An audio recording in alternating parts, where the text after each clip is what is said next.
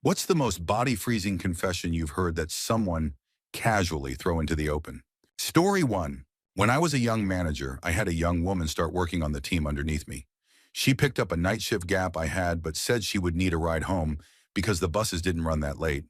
I agreed because it meant I wouldn't have to stay up until 3 a.m. when I had to be up and working at 5 a.m. And she wasn't even asking for any cash, just a ride. Done.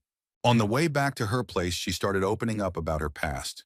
Out of nowhere, we had been talking about other shifts she could pick up because she was looking to make more money if there weren't limits on overtime.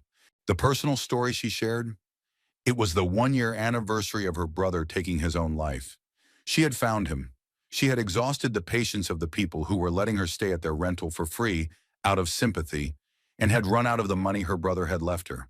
He took his life because he couldn't take it anymore. She said he apologized a lot in the note he left, but she understood. Their father had abused them both since they were little, forcing them to do terrible things to each other and to him or their mother. Her older brother knew it was wrong and eventually contacted the police through a school counselor, though it took effort to get people to believe him. The parents were eventually caught and convicted of making and distributing illegal material involving children, among other crimes. The kids went into foster care with no other real family. After he turned 18, her brother found her and tried to help them start fresh in a different city where no one knew them. She was going to school, and he worked multiple jobs to keep a roof over their heads. But he never got past wanting to leave this world, even though he felt responsible for protecting and caring for his sister. I held her hand. I cried. She sat there just wanting someone to listen. I still had to go open the store and do orders and inventory, but I didn't want to leave things like that. I walked her to her door. She clearly wasn't ready to be alone and asked me in. The place wasn't much to look at from the outside. It was worse inside, unfurnished, with only a child's mattress on the floor. She offered me a glass of water and told me she spent most of her time thinking about ending her life, but that the only people who would remember her brother would be their parents, and that wasn't fair. I made her promise not to do anything until I finished work. On my drive back, I remember thinking, to my shame, that the story was too unbelievable. She worked in customer service and had such a bright and cheerful demeanor when dealing with customers. I thought I was being manipulated. Why share all that with your boss? Also, to my regret, I told someone else. When I got in and started my prep, I told the night manager about one of her new staff members and my concerns. She looked it up. She investigated. Her parents had made the papers. There was an obituary for her brother. We were both pretty tough people, but it broke both of us. The night manager cried too. She wasn't scheduled the next couple of days, and she already had a key to my place. I sent her there to disassemble a futon in my guest bedroom that I already planned to replace with a proper bed. It was old but had served me well in college. The night manager and her boyfriend packed it in her car, along with some nightstands and an old coffee maker. Then she dropped off her boyfriend and went over to the girl's house. She knocked on the door and said she was there to drop off the futon the girl had bought from me. Sleepy as she was, the girl saw through the excuse and said, "He told you." The night manager admitted to it but said it was a good thing and that she was there to help. They put the bed together, and the night manager spent most of the morning cleaning and arranging things while talking to her. I'd given her some cash, and she and her boyfriend chipped in, making it feel more like a home. They went to Walmart and Goodwill, even did some dumpster diving, and finished furnishing her place. By then, the night manager had been awake for around 38 hours, so she and the other girl slept on the futon together. I planned to meet up with them later, but they needed the rest. We met the next night instead. After that, the girl often spent time with whoever wasn't working, though she was putting in a lot of hours herself. We tried to help her develop a support network. I wish I could say the story had a happy ending. Maybe if we'd been better people. Maybe if I'd been more sober or cared more back then. But neither of us were sober longer than necessary, and substances were always part of the environment. We cycled through partners often. That first boyfriend the night manager had, he lasted about 2 weeks after that. We never offered her drugs or encouraged her drinking, but it's not like we were sober around her either. I left for a better job and didn't stay in close contact. That girl? I found out from the night manager that not long after I left, she started using substances. She eventually turned to exotic dancing to fund her addiction. And then, she ended her life. Every now and then, when I have a good day, I remember all of that, most of the conversations I had with her. I remember how incredibly cheerful and genuine she seemed with customers, despite everything she carried inside. And I cry. The world should have done better by her. I should have done better by her. Story 2. At a teenage sleepover, my friend told me that the leader of their church had been assaulting her whenever he had the chance, and that she was scared she might be pregnant. Just before that, we had been chatting about Take That versus Backstreet Boys. We were 13. She had written about it in an essay we had been assigned that same week, and our teacher had an absolute meltdown, but in the best possible way. She made it clear none of it was the girl's fault, called her parents in to make absolutely sure they believed her and would support her, called the police, and got social services involved to get her into specialized treatment. Her parents drove her home, and then her father went for a walk to their formerly trusted family friend's house. I heard the police came, but nobody was arrested that night. Rural Norway rules. If you stop right now, I don't have to do paperwork. Don't make me come back. My stepfather mentioned seeing the preacher limping around on crutches, and my mom just said, good. There was a court case. Of course, many people in the church claimed that the 13-year-old had somehow seduced the adult and accused her of ruining the reputation of a good man. But the judge didn't buy it for a second, and that man went to jail in the end. Still, my friend never truly recovered. She tried really hard. She received inpatient treatment for anorexia and self-harm, developed from the stress. Even now as an adult, you can see that she's carrying something heavy wherever she goes. I love you, E. None of that was your fault, sweetheart. I'm so sorry that evil person took so much from you. Story 3. I worked as an editorial assistant, the most junior position, on a magazine that had a very old readership. We often joked that if subscriptions dropped, it was because the subscribers had passed away. The magazine was UK-based, and most of the readers were American. We had an active letter section where people would write in with their memories.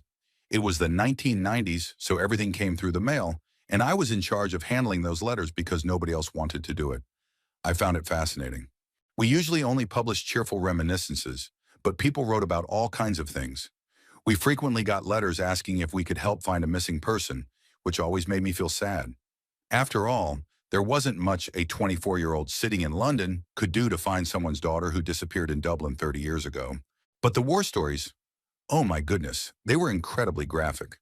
I won't go into the more routine accounts of wartime violence, but one story in particular still haunts me. If you have a vivid imagination, you may want to stop reading here. A person who had immigrated to the US after the war wrote about his time as a night warden in London during the bombings. He said the one experience he could never forget was when a group of around 30 factory workers sought shelter in a factory basement during an air raid. It should have been safe, except that the factory they worked in used a lot of boiling water. The building took a direct hit and one of the main pipes burst. By the time rescuers cleared the rubble, everyone inside had been either boiled or steamed alive. When they tried to remove the bodies, the flesh would come off the bone in their hands. Like cooked chicken, he said. I have never wanted to unread a letter more than that one. Story 4. In high school, I went to a friend's house to hang out and smoke. This kid was a little sketchy, but I'd known him pretty much my whole life, and we had always been good friends. When I got there, 2 guys were there that I had never seen before. Those guys proceeded to tell us about what happened the night before. They had helped their friend set his house on fire because he had killed his grandparents with a machete. They told us how they had smoked in the house with the bodies of the grandparents and the dogs he had also killed. The guy who committed the murders had been on a 3-day drug binge. His grandfather had tried to stop him from leaving the house, so he picked up a machete and attacked them. They said he had videos on his phone of him poking his grandmother's eyes with the machete and other extremely disturbing things. This happened in Oklahoma, if anyone's curious. The guy's name was Kyle Smith, and he received life in prison plus 10 years. The 2 others, the ones who helped him burn the house and stayed there, were also arrested and spent time in prison. Story 5. A few years ago, my mom picked me up so we could grab food on my birthday. Out of nowhere, she brought up a memory from when we had gone to Disney for a cheerleading competition I was in. The only thing I had asked for during the trip, besides food, was this round Minnie Mouse plushie filled with soft, squishy beads. It was so squishy and soft, and I took it to my mom and asked if I could have it. She said no, and I just assumed it was a typical parent no for no real reason. That day in the car, she casually explained why I ended up getting it on the last day of the trip. At the time, she and my biological dad were still married, and he had drained their joint bank account at a strip club. Her friend who was with us, because her daughter was also on the team, had to cover dinner for us that night. I had no idea. The next morning, my mom had to call her job and ask for a paycheck advance to cover the next 3 days, since we weren't leaving until Saturday morning and our resort package only included breakfast. That meant we would have had no food for over 3 days. I already disliked my biological dad by that point, but I couldn't believe he'd be that reckless. I believed he would do something irresponsible, but not that he'd leave me and my mom without food for days. I still have that plushie, by the way. It's in my closet. My biological dad? No contact. Story 6. I have a family member with dementia. She can't remember names but recognizes faces, and she has difficulty communicating. I brought some old family photos to give us something to talk about, thinking she might enjoy seeing them. When I showed her a photo of her uncle, she suddenly became serious and incredibly clear-headed. She said he had assaulted her sisters and that her older sister had once tried to convince her to visit him so that she wouldn't have to endure it anymore. But she had refused to go over there. He lived next door. That one choice created a lifetime of bad blood between her and her older sister. I had always known they didn't get along, but I never knew why. Hearing her recount this story so clearly, with names and detail, was shocking. I hadn't seen her that lucid in years. The strange part is, I knew Uncle D. We had visited his house many times, and I had fond memories of him. So now I'm left wondering, was this some false story created by her dementia? Or was it a real memory, one that left such a deep scar that even dementia couldn't erase it? Story 7. One of my mom's friends, a small and friendly older man, once gave me a job at the cleaning service company where he worked. I was 18, and it was easy money. He was chatty and helpful, and over lunch one day, he started talking about how he didn't hear well in one ear. Then he casually told me he had been tortured in his home country, a Latin American country that had been under military rule at the time. He described being tortured with electric shocks and slaps to the ear until he passed out. When he regained consciousness, he found himself in a mass grave. He figured they had thought he was dead and dumped him there. He woke up, crawled out from among the bodies, and somehow made it home. This tiny, kind old man had survived something that the word hell barely even begins to describe. The kind of trauma that would destroy most people. And instead, he survived. He told death to get lost and went on to live a life full of kindness, humor, and peace. It redefined the word tough for me. Tough isn't always loud or muscular. Sometimes it's someone who has seen the worst things imaginable and still chooses to enjoy life because they've seen the alternative. Story 8. My grandmother married a man almost 20 years younger than herself shortly after my sister and I were born. When we were about 2 years old, our mother went into a psychiatric facility and we were placed in our grandmother's care. About 4 or 5 months later, my sister developed what my grandmother thought was a urinary tract infection, but upon medical examination, it was discovered that she had contracted gonorrhea. Long story short, an investigation was opened, and my grandmother's husband was arrested. Nearly 2 decades passed, and although my grandmother had divorced this man, she remained friends with his 2 sisters, one of whom was about 15 years younger than their brother. During a 4th of July celebration, both sisters attended. They informed my grandmother that her ex-husband had been released from prison and was now living in a facility for offenders. That's when the older sister dropped a shocking comment. It didn't stop him last time, and it won't stop him this time. We all stared at her, stunned. What do you mean last time? Apparently, just before marrying my grandmother, he had been released from a mental institution. He was hospitalized after being caught abusing his youngest sister. The entire family knew he had a history of this behavior and kept it quiet, hoping that because his first offense occurred when he was technically a minor, 17, the hospital stay had cured him. Then after he reoffended, they chose not to mention any of this for nearly 2 decades, while remaining close to our family, the same one devastated by what he had done. Needless to say, we all cut off contact with them. Story 9. I was at an engagement party when an older man began talking about an experience he had while working in a town that had recently been affected by an ethnic-based civil conflict. He and his co-workers had discovered that a group of men from one side of the conflict had been assaulting young girls, primary school age, from the other side. He said that he and his co-workers decided the only way to stop it was to track down where the men lived. Then over the course of one night, they went to each house, executed them, and left the bodies in the street as a warning to others who might try to do the same thing. He didn't express remorse for what they did. What haunted him more was what those men had been doing. I remember him saying something like, "Those men had no reason to be alive." I won't mention more about where or when this happened. The topic came up because another guest at the party was from a place very close to where it occurred.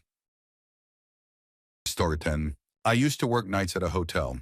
One week, I was scheduled for the latter half and missed the fact that we were housing a family friend of the general manager. This family friend was an elderly lady, at least in her early 80s. She came down to the front desk around midnight looking for a bottle of water and ended up staying until about 3 a.m., just chatting with me about general life stories. It was a quiet night, so I didn't mind. Then she told me why she was really there. She had been deemed mentally unfit to be unsupervised and had attempted to leave the state with her friends against her husband's permission. He was her designated supervisor. She ran off anyway, which led to the police having to track her down. Her kids decided to house her at the hotel for a while. She then started talking about her husband, explaining how much she hated him because of the trauma he had caused their son, forcing him to work a dangerous logging job in his early 20s, which resulted in a serious injury. She shared multiple stories about that. To top it off, she told me that her kids were supposed to bring her medication, but hadn't, and that it had been 3 days. One of the medications was lithium, along with a mix of antipsychotic and age-related medications. She said she was prescribed lithium because she had once hated her husband so much that she tried to run him over with her car. She had been institutionalized for a few weeks after that. I made an excuse to step into the back office to get out of the conversation.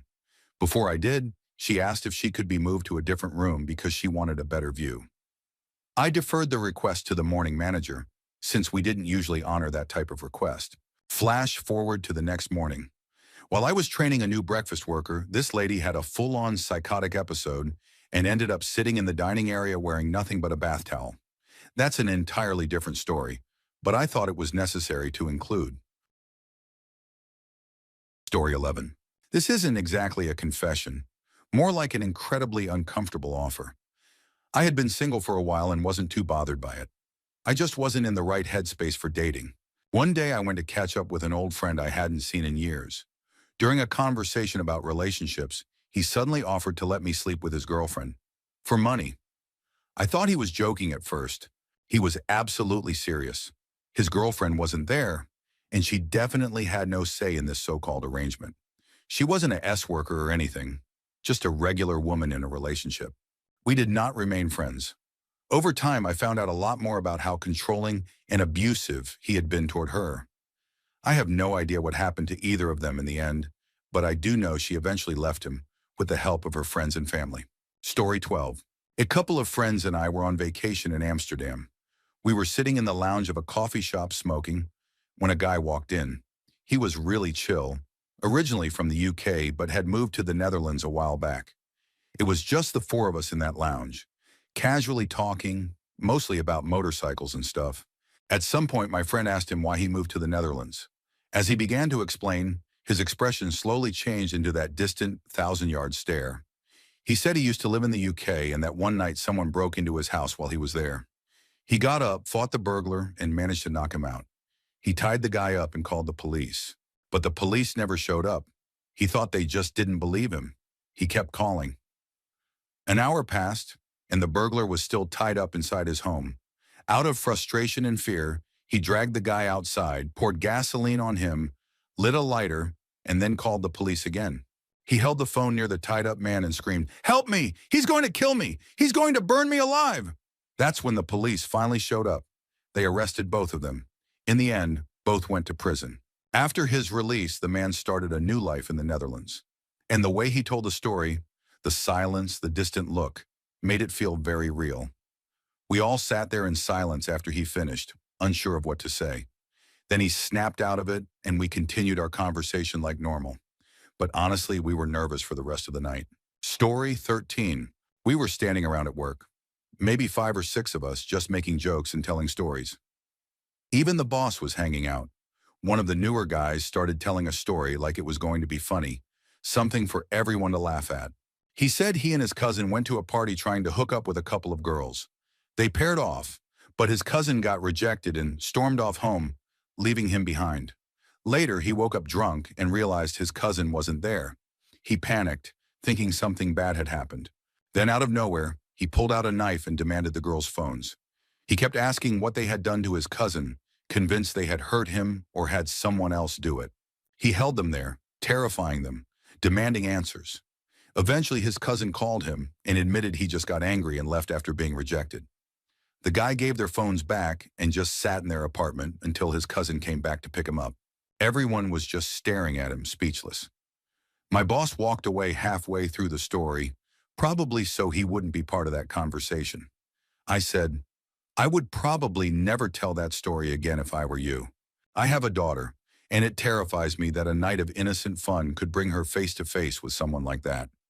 He didn't seem to care about how much he scared those girls. To him, it was just a funny misunderstanding. Story 14. There was this guy I used to hang out with now and then for about 6 months before we lost touch. My wife and I got along okay with him and his family, but we didn't really click as close friends.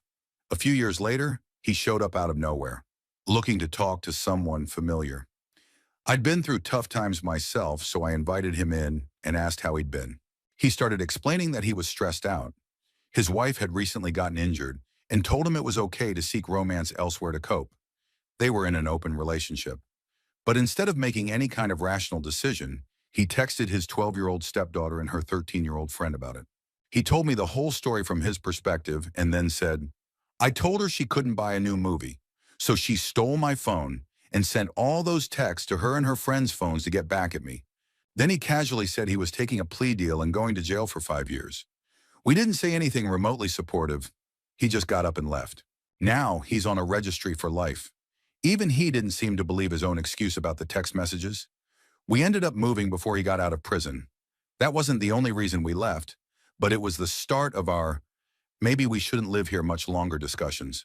Story 15. One day, out of nowhere, my dad opened up about the last time he saw his father. Apparently, his dad was an alcoholic who used to beat my dad, his brother, and their mother after nights of drinking. One night, my dad and his brother had had enough. They stayed up waiting for their father to come home. As soon as their dad walked through the door, my uncle threw a heavy raincoat over his head. Then both of them started beating him. My dad said he kept hitting him for about 10 minutes, even after his brother told him he'd gone limp. Eventually, he snapped out of it. They dragged their father outside into the street in the middle of the night and never saw him again. My dad told me all this while we were out driving on an errand. Then he added, You're about to meet your great-uncle, my uncle, who I haven't seen in decades. He knows where your grandfather is. We got to this house, met my great-uncle, and had a brief catch-up. Then he told my dad that their father had recently passed away in a hospital from cancer. Even though my great-uncle had a way to contact my dad, he never did. He offered no explanation and refused to talk about what my grandfather's life had been like all those years, other than confirming he remained an alcoholic. That was the most I've ever learned about my family, before or since, and it was a lot to take in as an 11-year-old. Years later, I realized something else. My dad lost both his father and his brother under similar circumstances. He had beaten both of them before they stopped speaking, and both of them later died of cancer as alcoholics. Story 16. My mother once told me what finally made her decide to leave my father. They had an age gap marriage. She was 20 when they married, and he was in his 40s, a Vietnam War veteran with severe PTSD and a dangerous addiction to meth. One night, after a drug-fueled bender, he had a flashback episode. He had no idea where he was, when it was, or who was around him. I was just a toddler, about 14 months old, and he went into my room, picked me up from my crib, and began holding me like a hostage. My mother said he was pointing a firearm at my head, screaming at her and my infant brother to stay back. He even fired the weapon in the house, though thankfully no one was physically harmed. He was arrested soon after. The strange part? She didn't leave right away. It took her another year or so to finally walk away. Then 2 summers ago, she got extremely drunk. She leaned over and whispered in my ear, asking if I remembered whether or not I had enjoyed it when my father had assaulted me as a toddler. That moment was chilling. I had always sensed something had happened to me because of certain medical and psychological struggles growing up, but I had no idea that's what it was. And she said it so casually, so cruelly. Someone once said, "You can't choose your family," and that's never felt more true. My father lost all parental rights long ago. He later had another daughter and gave her the same name as mine, which is disturbing. My mother has been cut off completely and removed from every corner of my life. I just try to keep going and be the person people describe me as today, but I carry a lot of darkness most never see. Story 17. I've shared this before, but it still sticks with me. I used to work in a rough warehouse, the kind of place that would hire almost anyone. One day, a new guy started. I'll call him Bill. He had this wide-eyed, slightly off look, but if you talked to him, he seemed intelligent and friendly. He always wore baggy jeans. One day, he scratched his leg and lifted his pants slightly. That's when I noticed the ankle monitor. I was surprised because I thought our company ran background checks. That's when I found out the company actually worked with the prison system to hire individuals from halfway houses. Bill had been in prison for over 10 years. He told me that much, but never shared what his conviction was for. He was always secretive about it. Eventually, rumors started going around. People said he had served time for sexual assault. My curiosity got the better of me, so I looked up his record online. It wasn't a woman he had harmed. It was a 16-year-old girl. I didn't tell anyone what I found, but from that moment on, I saw him very differently. Then one day, Bill told me something unsettling. He said he had been riding his bike to Walmart when he saw a pretty woman, and it made him feel funny.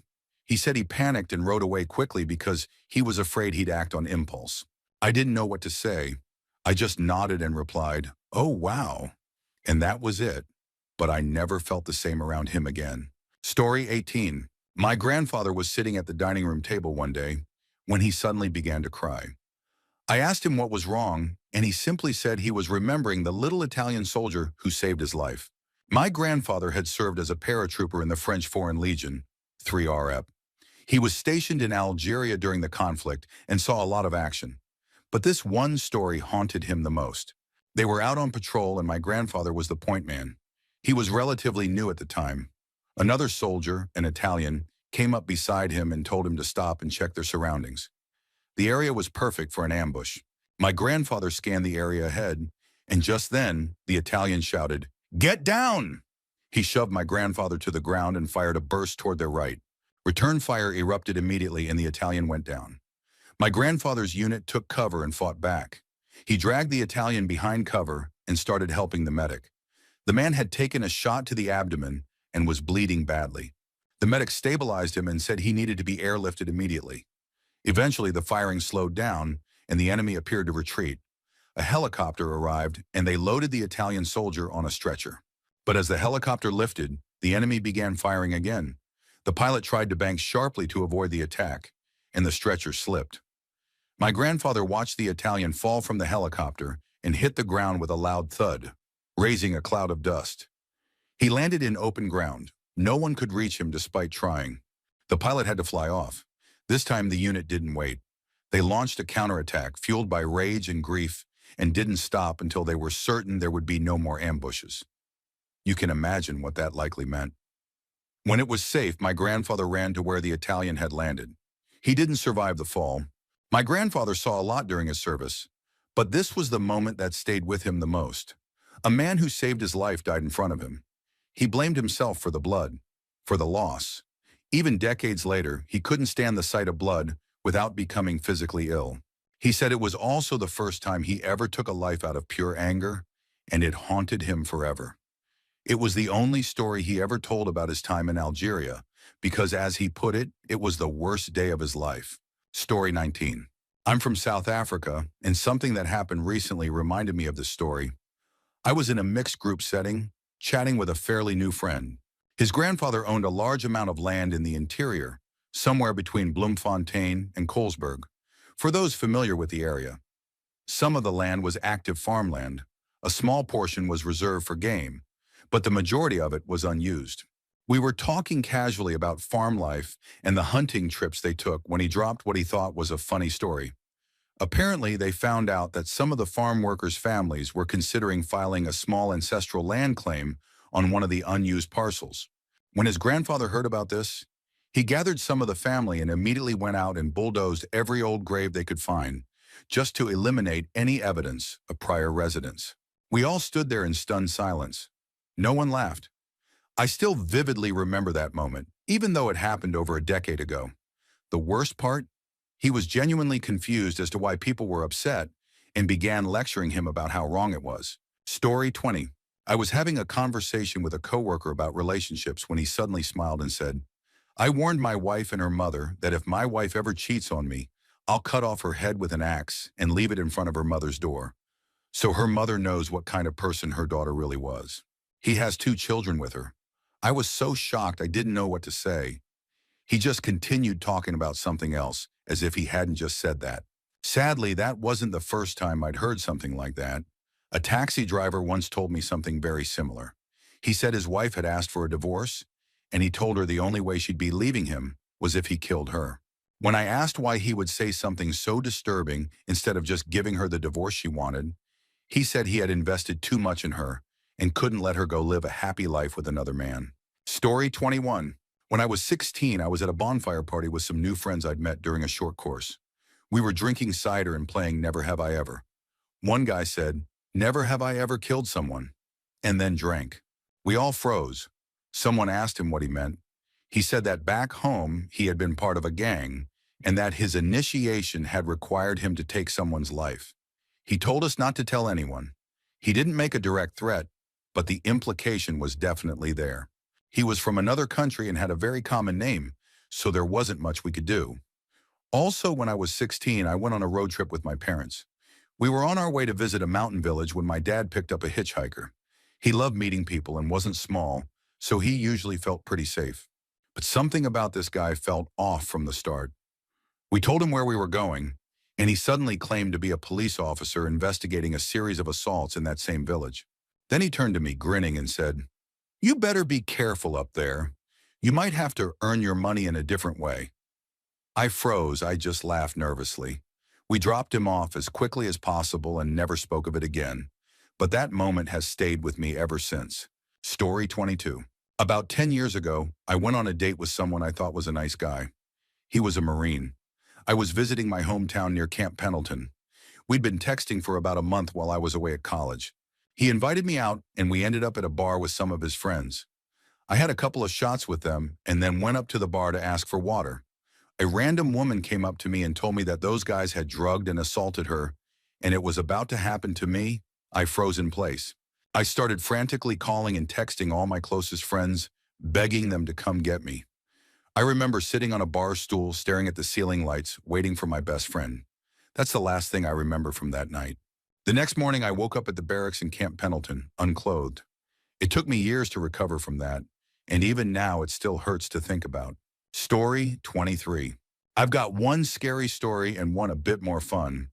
Let's start with the scary one. I worked at a restaurant with this guy and ended up becoming pretty close friends with him. We often went out drinking, smoking, and hanging out late. He used to tell me stories about his rough childhood, how he was physically abused by his father and bullied in school because of a speech issue. One night after a long shift and some heavy drinking, we were walking to his place when he casually told me that he used to harm animals, specifically cats, when he was younger. He described doing awful things like setting one on fire, tying another to a rock and throwing it in a pond, and more. The worst part was when he described skinning one alive and said, with a chuckle, that they live longer than you'd think. It completely changed the way I saw him. Now for the fun one.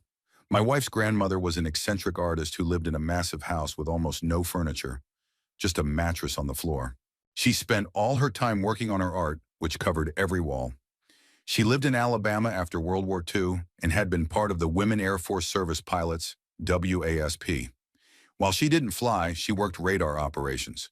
Over dinner one night, she casually said she'd been sworn to secrecy back then, but their primary mission was to track unidentified flying objects over the Gulf of Mexico. She claimed to have personally tracked 12 of them and said the team had documented many more. Story 24. I once gave a ride home to a guy I worked with, and during the drive, he casually started talking about two women he had assaulted. One of them had gotten drunk at his place and tried to leave, but he trapped her in a closet and forced her to perform a S-act on him. The second involved him and a friend taking a woman to a park under the pretense of smoking together. He said they took turns assaulting her while the other held her down. He told me all of this like it was just a regular story, like he was recounting something totally normal. It didn't surprise me much that he was a creep. He'd always made inappropriate comments about women. What did shock me was that his friend, the other guy he mentioned, was someone I had thought was really sweet. I did not see that coming. The police were contacted, but unfortunately, the case went nowhere because it turned into a he said, she said situation, and I didn't know who the victims were. Still, I made it my mission to get the word out. I shared what I knew across social media and tagged his profile to make sure people knew who he was. Story 25. My grandmother once casually told me about the time my mom almost attacked my grandfather. We were doing the dishes together, just chatting, when she suddenly mentioned how glad she was that her ex-husband had passed away. She said she was tired of pretending to be sad about it. She started talking about how he was a heavy drinker and how he used to abuse both her and my mom. That part I already knew. I had overheard family members talk about it many times. But then she told me a story I had never heard. One night he came home drunk and started throwing her around the room while my mom cried. Then he grabbed something and smashed a window. He found money they had been hiding from him and started heading back out. That's when my mom, just a kid, grabbed a piece of shattered glass and ran at him, screaming that she was going to hurt him. My grandma had to hold her back until she calmed down. After sharing that story, my grandmother went right back to talking about the good old days and how much better things used to be. Meanwhile, I stood there having an existential crisis. As a kid, I used to love my grandfather. I thought he was such a kind, gentle man. Story 26. I used to work as a counselor, so I heard a lot of disturbing stories. But one moment that truly froze me came from a man who told me he had tried to strangle his wife because she accidentally spilled water on his computer keyboard. His wife was sitting next to him, laughing like it was no big deal. I just sat there in silence, stunned. I am convinced he was a sociopath or psychopath. I absolutely hated having them in sessions. He always tried to make me uncomfortable, to get a reaction out of me. Eventually, I transferred them to a more experienced counselor who specialized in domestic violence. I never saw them again. In my personal life, one of the worst moments was when someone casually told me they had assaulted a 6-year-old girl years ago.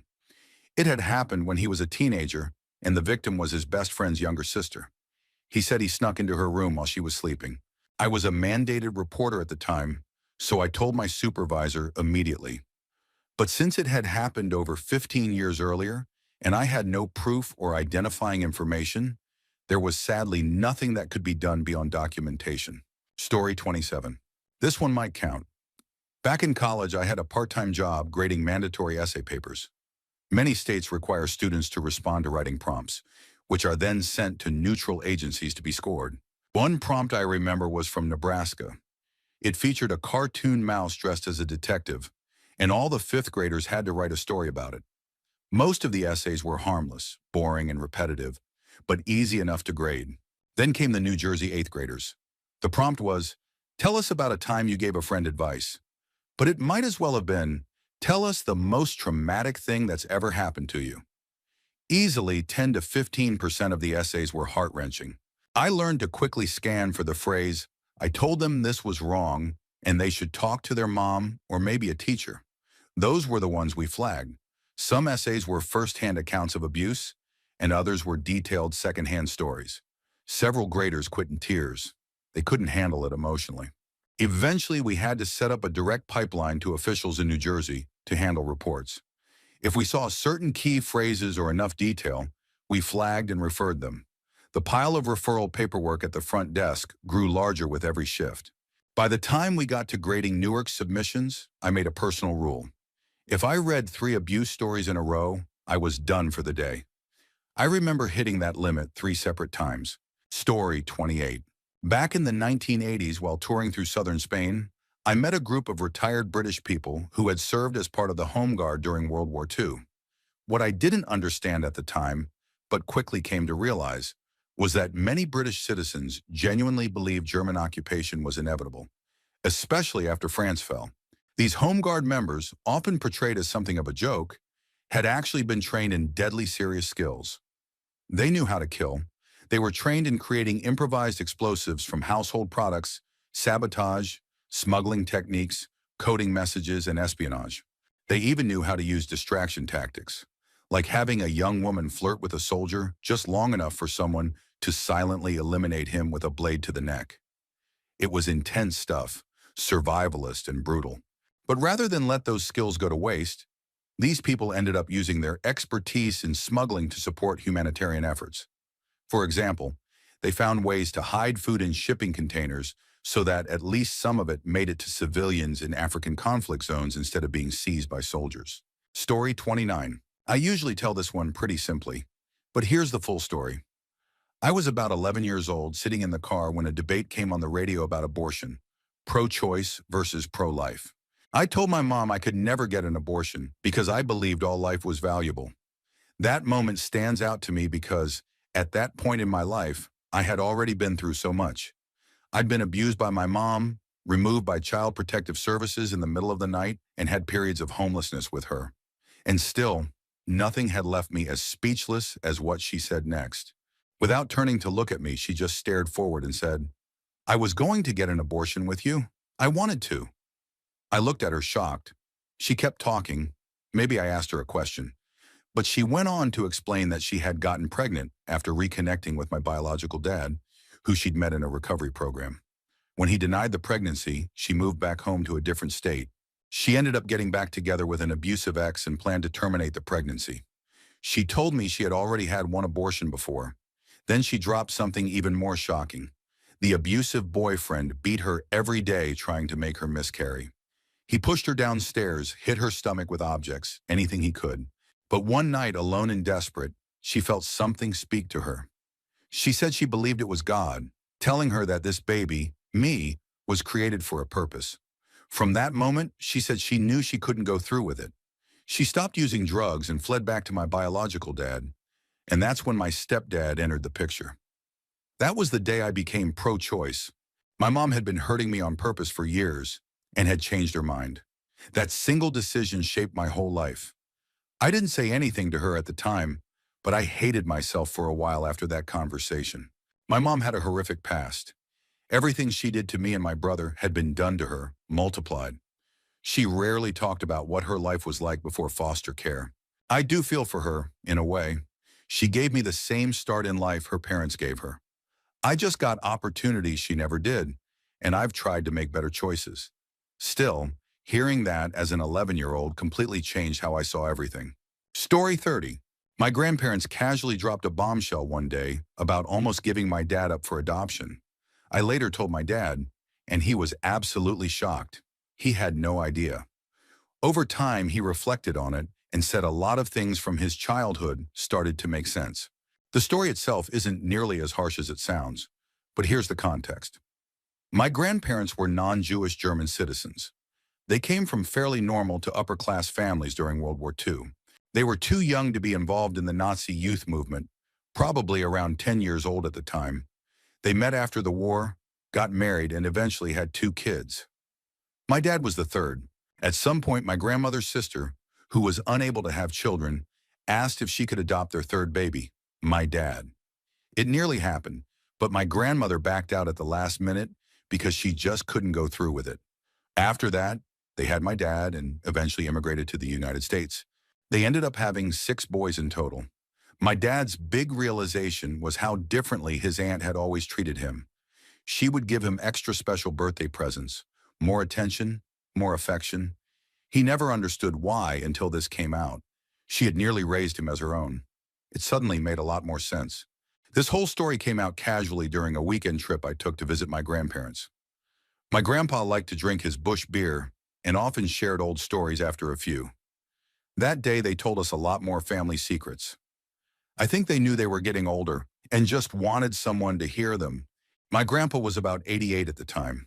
He passed away 2 years ago at 93. My wife and I still talk about that visit. It was one of those rare days where decades of unspoken family history just spilled out. and it was unforgettable. Story 32. When I was a teenager, I had a fear of flying. So my parents let me take a bus from San Francisco to Salt Lake City to visit my grandparents. The ride left late, and we passed through small casino towns in Nevada just as the sun was rising. It was surreal and unexpectedly beautiful. At one stop, an older hippie guy got on the bus and sat near me, next to two teenagers who had that wannabe gangster vibe. They started talking, and it turned out they all had spent some time in prison. The teens had been locked up for minor, typical teenage stuff, but the hippie, his story was different. He told them he had done serious time for beating a man into a coma. He spoke about it with such coldness and detachment, like it was just some random thing that happened to him, not something he was actually responsible for. He even said his sentence was extended because the victim died from the injuries, while the hippie was still in prison. But the way he said it, you'd think the guy had died just to spite him. It was chilling how he treated such a horrific act like it was just bad luck. After that story, the two teens stopped talking entirely. You could tell they realized they were dealing with someone way outside their experience. The rest of the bus ride was quiet. Everyone stayed silent after that. Story 33. As part of my training to become a clinical psychologist, I spent a year at a forensic psychiatric hospital, the kind of facility where individuals go if they've been declared not guilty by reason of insanity, or if they've been found unfit to stand trial. One of my roles involves sitting down one-on-one with patients to gather an updated assessment of their understanding of the crimes they had been charged with. Each session lasted about an hour. I would ask them to walk me through everything: what happened, how they were feeling at the time, what they believe happened now, and their attitudes about it today. Then I had to write a formal report to be submitted for review, both for educational purposes and to help refine the patient's treatment plan within the hospital. Over the course of that year, I conducted around 50 of these interviews. The charges range from assault to sexual offenses, including against both adults and minors, murder, and in some cases, even cannibalism. Yes, there was a patient who openly confessed to having eaten part of a loved one. That year changed the way I saw everything. It's one thing to read about horrific crimes in the news. It's another to sit across from the person who committed them and hear them calmly describe the details. Story 34. My parents divorced when I was 2, so I never really remembered them being together. They handled split custody really well, and growing up I just assumed they separated due to having different lifestyles and careers. When I was 10, my mom passed away from an aneurysm, and my dad took me in full-time.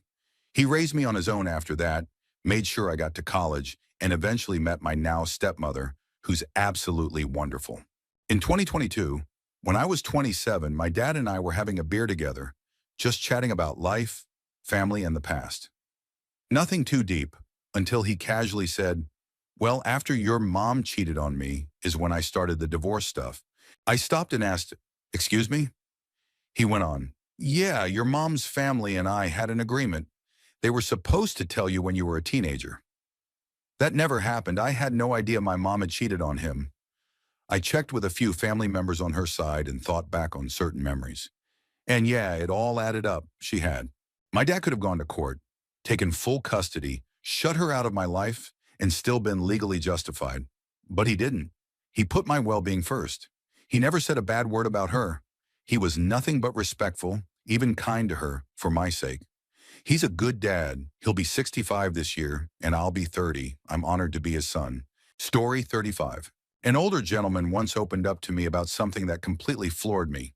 He told me that years ago he had sold fentanyl on the streets. He said he knew for a fact that it had led to multiple deaths. He remembered the faces of the people it harmed. He said those memories haunted him every day. Now he delivers pizza for a living and tries to be as kind and compassionate as he possibly can to everyone he meets. But deep down, he feels irreparably tainted, like nothing he does can ever bring those people back. He told me he'd accepted that truth a long time ago. I've worked in retail for years and have dealt with all kinds of people, many of them older, sick, or socially isolated. But that moment caught me off guard. I didn't know what to say. The only thing that came to mind was, we've lost a lot of people to fentanyl. You can't undo what's happened, only make different choices moving forward. I haven't seen him since, but I think about him sometimes. I hope he's doing okay. Story 36. This wasn't exactly a confession, but it was one of the most jarring, unexpected things I've ever heard someone say, and it came out of nowhere. At my first professional job, there was a coworker I'll call Jane. She was a small, quiet woman, likely in her late 30s, though her graying hair made her seem older. She reminded me of Velma from the old Scooby-Doo cartoons, just with longer hair. We rarely interacted. The only times we spoke were at the copy machine, where we'd exchange polite greetings and go on with our day. One afternoon, we ended up at the machine at the same time. As usual, we said hello, and then she started talking about how stressful her week had been. I thought she was just venting about normal life stuff, deadlines at work, kids acting up, that kind of thing. I nodded along listening. Then completely out of nowhere, she told me that just the night before, she had been in the car with her husband. They were arguing. At some point, he pulled the car off the road into the woods, reached into the glove box, and pulled out a handgun. He deactivated the safety and pressed it to her head. She said he began rambling, saying he was tired of her, asking her if disagreeing with him was worth her life. At one point, he even mused aloud about how their kids would cope if she was gone, and he went to prison. And then he put the gun away, drove back onto the road like nothing had happened, and they continued their evening. I was 26 at the time, and I just stood there absolutely stunned. Jane finished the story and walked off, leaving me completely disturbed and unsure how to react. Looking back, I don't think she expected or wanted a response. I think she was still processing what had happened and just needed someone, anyone, to hear her say it out loud. It's been years since that day. This was in 2017, but I hadn't thought about it again until now. It still gives me chills. Story 37. I have many stories, but this one stands out. When I was very young, maybe around 7 years old, my mom began opening up to me about some of her traumas. Like others have shared, it seemed like she just needed to get it out, and I happened to be the one she confided in. I was far too young to hear these things, but looking back, it's helped me understand her better. We don't get along very well today, but knowing what she went through puts a lot into perspective. The first story she told me was about when she was around 4 years old. Her father took her little kitten outside and killed it in front of her. Another time she told me about something much darker. She said that when she was a teenager, a boy she'd never met before pulled up beside her in a convertible and invited her to go for a ride. Once they started driving, he pulled out a bag of silver paint and began inhaling it. She said that by the time he pulled over, the paint was all over his mouth and nose. Then he assaulted her on the ground. I don't think she ever told anyone else about it. At one point, I asked her why she had divorced my dad, as young kids often do. She told me he had been addicted to alcohol, would stay out drinking all night, and would come home and leave the front door wide open. She said that once, they got into an argument while he was holding baby me, and he pushed her while drunk. I was there, but I don't remember it, thankfully. She also told me that when she was little, her brother, my uncle, forced her into something unspeakable. The same man touched me inappropriately at a family Christmas gathering when I was a child. At the time, I didn't fully understand what had happened, but it stayed with me. Years later, well into my 20s, I finally learned that my dad wasn't just an alcoholic. He had also been addicted to cocaine and heroin. He would sometimes come home with needles still in his shirt pockets. Apparently, he even burned down his parents' house by accident while high. And then, one of the most shocking stories. It turns out my family has owned farmland for generations, and some of our relatives were buried on that land. One day, during an argument, my great-grandfather dug up the skull of my great-grandmother's sister, who was buried on the property, and showed it to his wife just to upset her. After hearing all of these stories over the years, things about my family started making more sense. I've had an incredibly difficult time with both of my parents, and honestly, I could go on and on about everything I've learned. The more I uncover, the more I realize just how deep the dysfunction runs. Story 38. I was raised in a conservative Christian household where admitting to same-sex attraction could get you disowned and kicked out. My parents often used words like disgusting, sinful, shameful, and abomination whenever they talked about people who were open about their orientation. Whether it was someone on TV, in public, or even an old friend online. It made things incredibly difficult for me as a bishop woman. I had to keep that part of myself hidden for so long, so hidden in fact, that I didn't even fully acknowledge it until I was married to my husband. He's the one who gently pointed out and continued to love and accept me, just as I was. We're both Christians, but definitely not the kind my parents are. Our version of faith is rooted in love and grace, not judgment and exclusion. So imagine my surprise, actually, my anger, when one day my mom casually confessed that she doesn't find men physically attractive. She said, "They do nothing for me." Then, completely unbothered, she added, "But boobs?" and snapped her fingers, saying they could immediately turn her on. I was stunned. I didn't say a word, mostly because I knew my mother couldn't handle the weight of her own confession. She wouldn't survive the emotional fallout if she realized that the last 37 years of her marriage to my dad, decades of feeling no desire and avoiding intimacy, were likely the result of being a closeted lesbian. She wouldn't be able to process it, let alone admit it to herself. So I kept quiet. I've never brought it up again, but I've kept this information tucked away in the back of my mind, should the day ever come when I feel the need to remind her of the very thing she's always condemned in others. Maybe then, she'd finally understand how deep hypocrisy can run, even in a house built on faith. Story 39. Many years ago, I was playing World of Warcraft with a great group of people. We were in a hardcore guild, playing daily, and over time, we became close. Some of us even developed real friendships. One member brought in his younger brother, a 17-year-old who was going to join our raid group. At first, I found him kind of annoying, but over the months, I started to warm up to him. We began chatting more, and he started opening up to me. He asked for advice about school, relationships, and his dreams. He once told me that he had fallen in love with a girl and really wanted to be a better person and have a girlfriend. But then he added, almost jokingly, that if he didn't manage to by the time he turned 18, he didn't want to live anymore. A couple of months later, he said goodbye to the guild and invited us all to TeamSpeak, kind of like Discord, but older. He played us a beautiful piece on the piano as a thank you for the time we'd spent together. He said he had to focus on his real life now. Not long after, his brother messaged me to say he had gone missing. His family was searching for him, and some people thought he might have run away. A year later, a geologist discovered his remains. He had taken his own life. It broke my heart. Looking back, the things he said to me feel haunting now. I wish I had realized how serious he was. Story 40. This wasn't exactly a conversation. It was letters, but it stuck with me for life. I once worked as an editorial assistant at a magazine with a very elderly readership. We used to joke that when subscription numbers dropped, it probably meant the reader had passed away.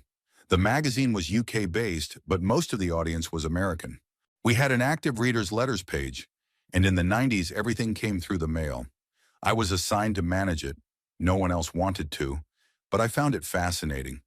Most of the letters were upbeat memories, which we published. But many people also wrote to us with serious, often tragic stories, especially about war. Sometimes people even asked if we could help find someone who had disappeared decades ago. I was only 24, sitting in an office in London, and I felt helpless reading those kinds of requests. But the war letters, those were something else. Many were incredibly graphic. One that I will never forget came from someone who had immigrated to the US after the war. He'd worked as a night warden in London during the bombings. He wrote about how, during an air raid, a group of 30 or so factory workers sheltered in the basement of their building. It should have been safe, but the factory used massive amounts of boiling water for its operations, and a direct hit ruptured one of the main pipes. When rescuers finally cleared the rubble, the steam had filled the basement. Everyone inside had died. The writer described how, when they tried to recover the bodies, the flesh would slip off the bones like cooked chicken. It was a horrifying image, one I can never unsee, and it reminded me how deep and brutal human history can be. Story 42. Back in 2015, when I was 20, I went to the bank on a Saturday morning. This particular branch only had the drive-thru open on weekends. While waiting in line, I noticed an older woman standing in the drive-thru lane between my car and the one in front of me. She walked up to my window and asked if she could sit in my car, explaining that the tellers wouldn't help her unless she was in a vehicle. Being young and naive, I agreed. We made small talk about the weather, local events, nothing too serious, until she suddenly shared something that chilled me to the bone. She said her husband had passed away a few years ago, and then casually added that she kept his body in her living room. Not his ashes or an urn, his actual body. She said she liked looking at him and that she changed his clothes often.